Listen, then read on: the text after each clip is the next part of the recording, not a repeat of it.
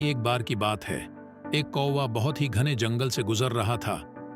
चिलचिलाती धूप पड़ने के कारण कौवा बहुत थका हुआ था और उसे बहुत प्यास भी लग रही थी। कौवा ऊंचाई में उड़कर पानी का स्रोत देख रहा था। कौवा देख रहा था कि कहीं तो उसे कोई तालाब दिख जाए जहां वह पानी पीकर अपनी प्यास बुझा सके। लेकिन दूर दूर तक उसे कहीं भी कोई तालाब नहीं दिख रहा था। वह बहुत परेशान था और अब वह ज्यादा ऊंचाई पर उड़ भी नहीं पा रहा था। वह नीचे उड़ता हुआ एक झोपड़ी के पास जा पहुंचा। झोपड़ी को देखकर उसे उम्मीद हुई और उसे लगा यहां पर उसे पानी जरूर मिलेगा, लेकिन वहां पर भी नहीं था। वहीं पर उसे एक घड़ा दिखाई दिया जिसमें थोड़ा सा पानी था।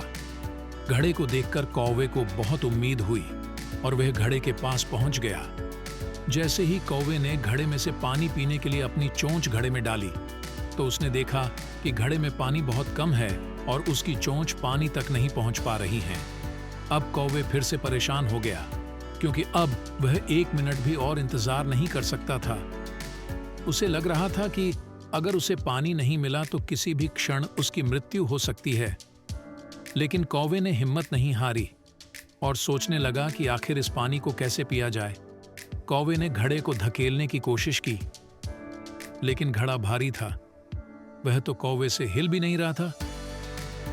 फिर कौवे को एक उपाय सूझा। उसने आसपास के कंकर को उठाकर घड़े में डालना शुरू कर दिया और थोड़े से कंकर डालने के बाद कौवे ने फिर से अपनी चोंच घड़े में डाली, लेकिन उसकी चोंच अभी भी पानी तक नहीं पहुंच पा रही थी। फिर कौवे ने हिम्मत की और आसपास के बहुत सारे कंकर इकट्ठा किए और एक एक करके घड़े में डालना शुरू कर दिया। जब घड़े में बहुत सारे पत्थर हो गए तो पानी अपने आप ही ऊपर आ गया और कौवे ने पानी पीकर अपनी प्यास बुझाई और तृप्त हो गया। उसने भगवान का धन्यवाद किया और वहां से उड़ गया। तो दोस्तों, इस कहानी से हमें यह शिक्षा मिलती है कि अगर हमारे मन में कुछ करने की इच्छा हो तो रास्ते अपने आप ही खुलने लग जाते हैं। हिम्मत न हारने से कितना भी कठिन कार्य पूरा हो सकता है। इसलिए हमें भी हमेशा बुरी परिस्थितियों में हिम्मत रखनी चाहिए और मुसीबतों का डटकर मुकाबला करना चाहिए।